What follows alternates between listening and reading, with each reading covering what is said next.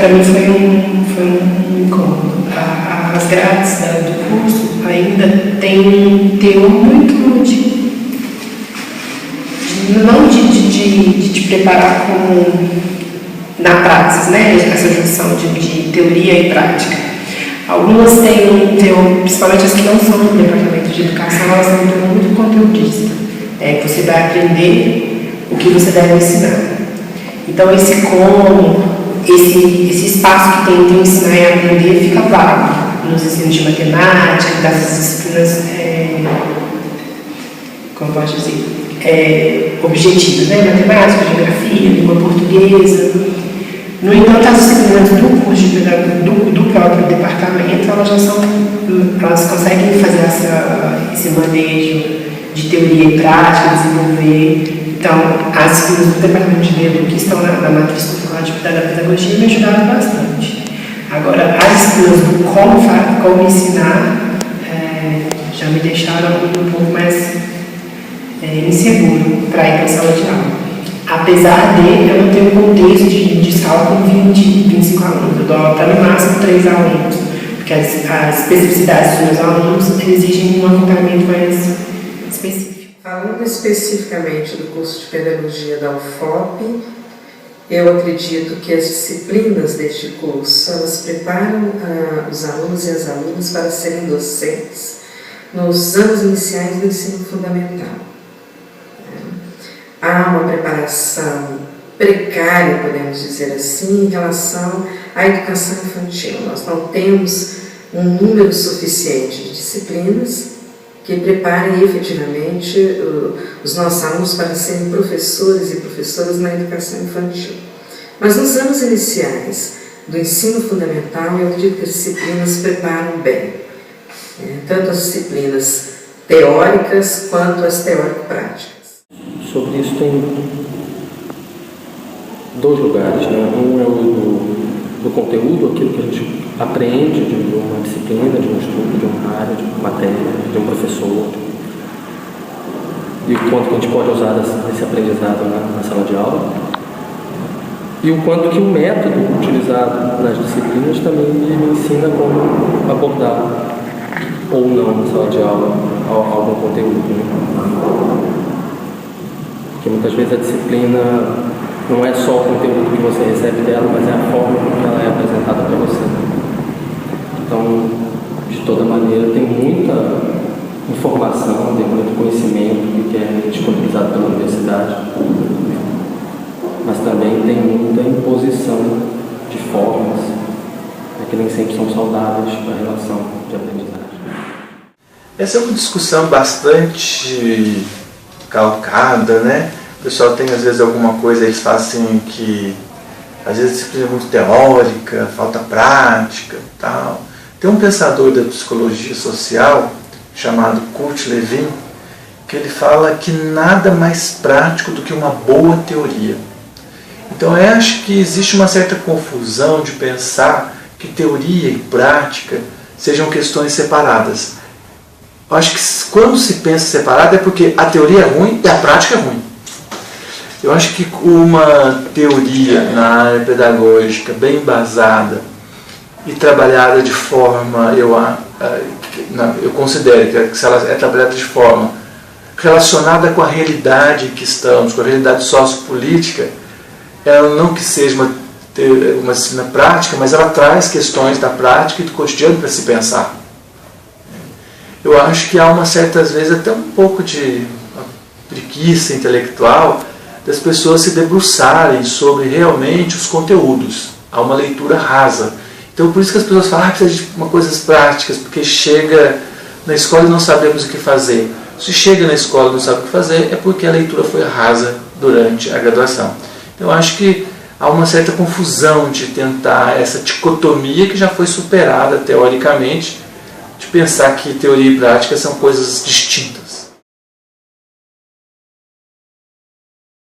Eu consegui absorver o máximo que eu podia aqui da universidade. Os espaços de aprendizagem durante o meu curso ainda não eram utilizados, como a sala do laboratório de práticas, a própria brinquedoteca, eram espaços que estavam vagos, hoje são ocupados. mas nem sempre foram. Então, isso foi uma deficiência que eu tive que sanar, procurando outros departamentos, experimentando disciplinas em outros locais, grupos de estudo, multidisciplinares, que envolviam não só licenciaturas, mas bacharelados, até para ajudar nos meus projetos de pesquisa, porque sou aluna de iniciação científica, então isso me contribuiu muito para enxergar em outros aspectos que às vezes a educação deixa passar, né?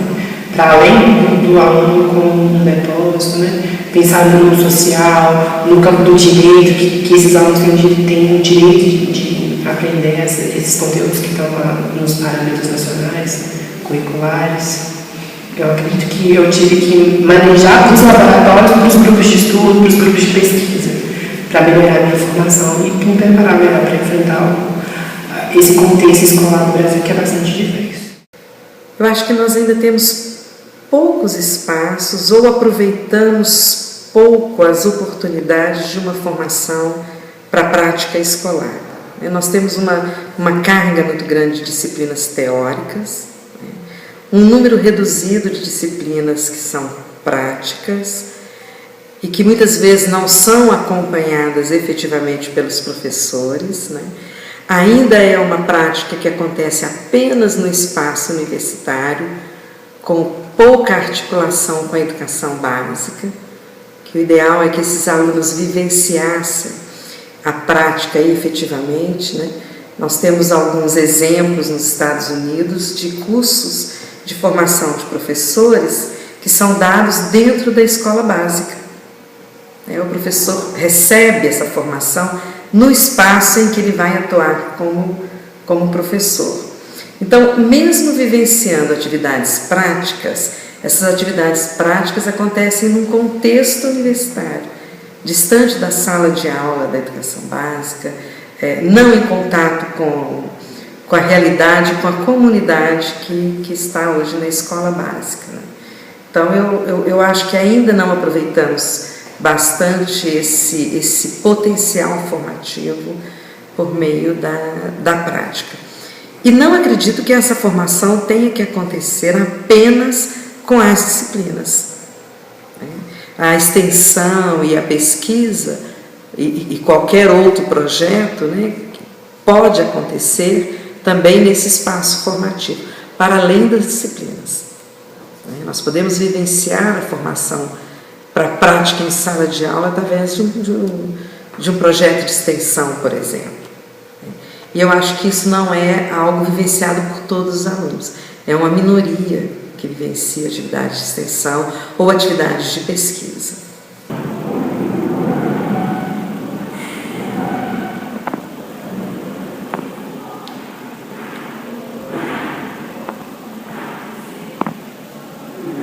Eu acho que é o espaço,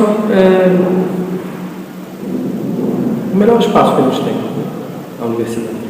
Que se promove a discussão, que ainda se tem uma discussão teórica, onde há um apreço ao conhecimento, à discussão, ao diálogo, né? Então, acho que é imprescindível quem vai lecionar, quem vai estar em sala de aula, ter acesso ao espaço formativo dessa área, da didática, do como agir em sala de aula. Então, mas na universidade, como que é construído a entrada de professores pela universidade? Ela é construída por meio de títulos e não por meio de conhecimentos em didática, em métodos de ensino. Então, muitas vezes você tem excelentes técnicos, excelentes pesquisadores, mas que estão na sala de aula porque é essa a forma de acesso. Se eles tivessem que, os professores da universidade tivessem que se especializar em pedagogia, didática, conhecimentos da história da educação, conhecimentos de teoria de educação, eu creio que o espaço formativo do professor seria mais produtivo, né? Sobretudo dos novos professores, visto que os professores da pedagogia, por exemplo, teriam formação também em didática. Mas não é um problema do curso de pedagogia em especial, isso é um problema da forma como a entrada, o ingresso de professores na universidade está organizado, que é via mestrado e doutorado, que é uma área de pesquisa e não uma área de docência. Atualmente, nós vivemos um momento nas universidades públicas que ele deixa a desejar para pensar essa formação, porque seria importante uma relação mais próxima daquilo que fazemos aqui com o cotidiano das escolas. Nós temos os estágios supervisionados, nós temos o PIBID, que são projetos, entre outros, como o Observatório da Educação, aqui no caso da UFOP, que se relacionam com as escolas. Então nós não podemos falar que não tem uma relação. Só que eu acho que é uma relação que ela não tem sido qualificada como deveria.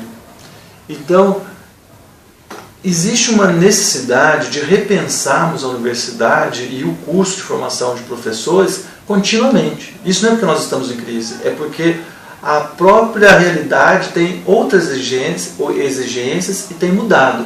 Então isso tem demandado um outro curso que ainda nós não conseguimos. E tem um aspecto político também, que foi o crescimento da universidade com o REUNE, com o projeto do governo federal que ampliou as vagas nos cursos das universidades federais. Essa ampliação de vagas, ela aconteceu em meio, talvez, a uma dificuldade de planejamento desse crescimento. Então, acho que hoje nós temos ainda uma dificuldade para qualificar a relação que nós estabelecemos com a realidade, com o contexto escolar. Não que ela não exista, mas ela existe, acho que de uma forma que eu consideraria precária.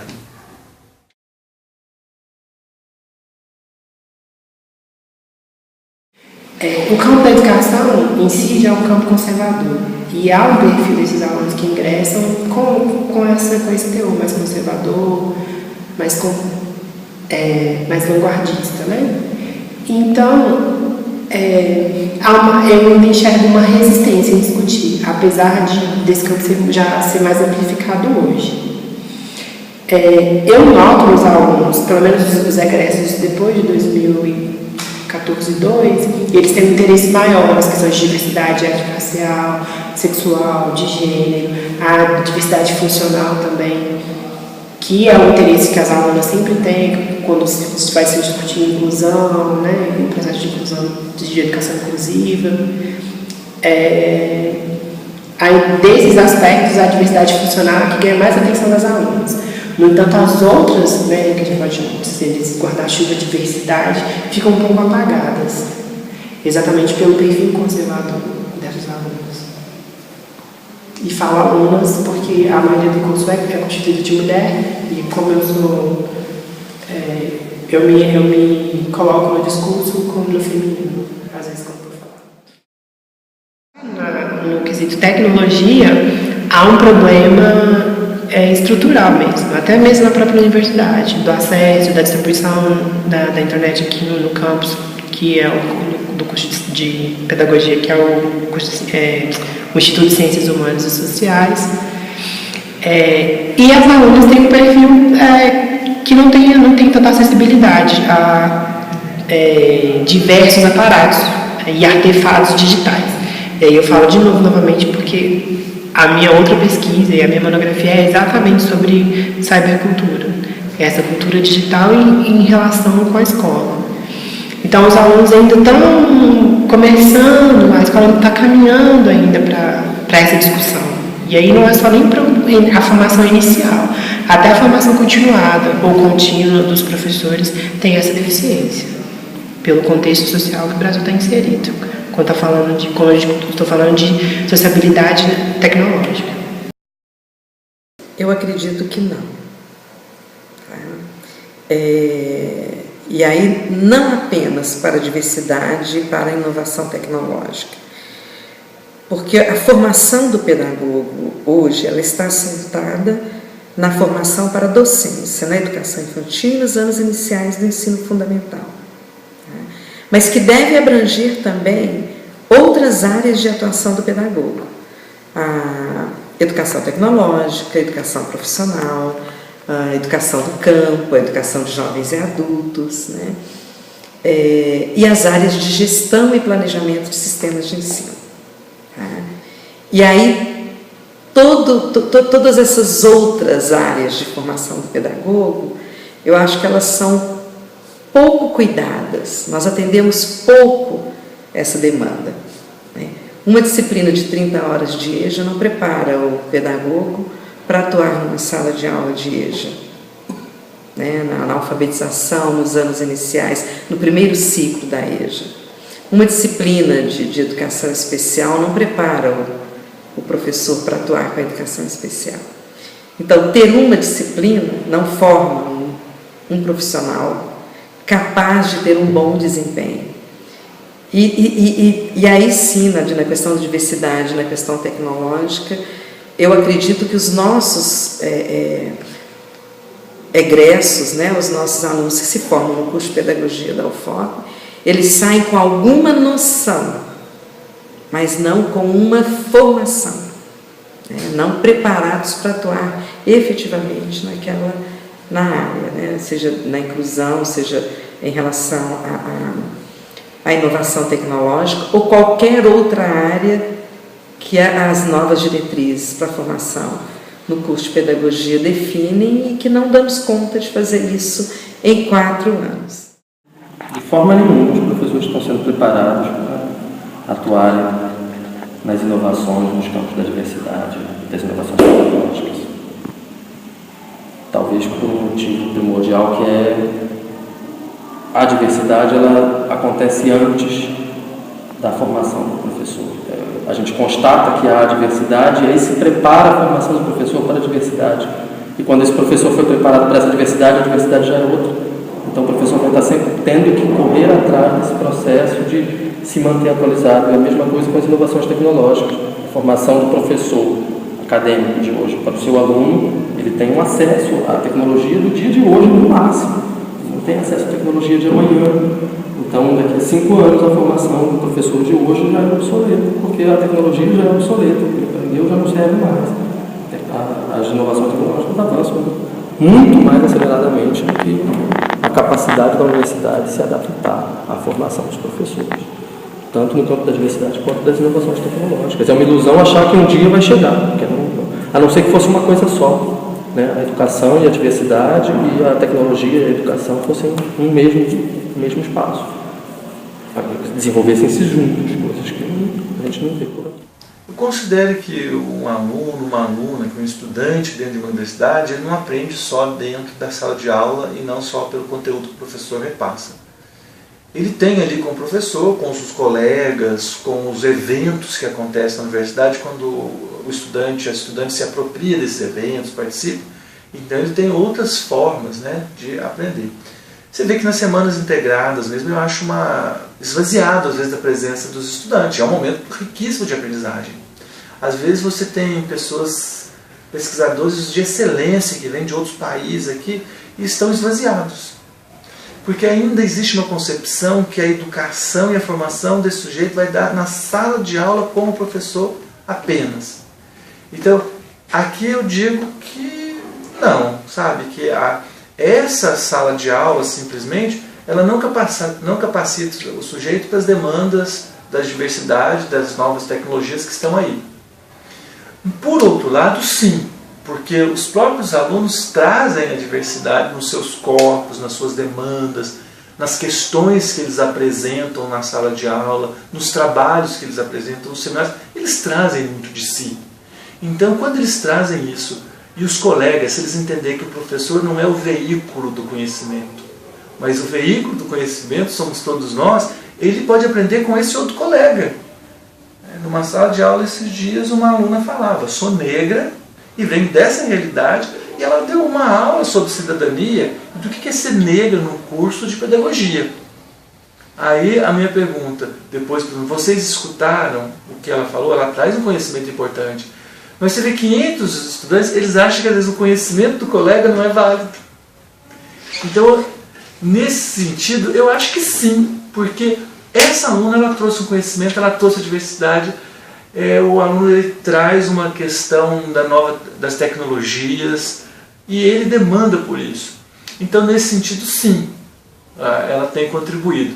E não se a gente for pensar o currículo formal que é oferecido. Agora, como pensar essas duas dimensões? Aí eu acho que nós, professores e professoras, eu acho que nós não temos conseguido ainda também fazer isso. entender esse conhecimento que o aluno traz, as diversas coisas que acontecem, nos movimentos, nas manifestações estudantis, e esse conteúdo que nós manejamos, né, dentro de sala de aula. Então, assim, essa questão não é uma questão apenas dos formandos e formandas, mas é uma questão também nossa do corpo docente. Porque as tecnologias estão aqui na nossa cara. Vocês estão usando tecnologia para me filmar, computador, depois vocês vão editar. Isso vocês trazem, né? Mas como a gente colocar isso mais em diálogo? Eu acho que para colocar esse diálogo a gente tem que tirar, desconstruir uma ideia que o docente tem um saber privilegiado e começar a entender que o docente ele é um articulador de todos os sujeitos que estão ali para a produção de uma determinada crítica, de uma determinada análise naquela área.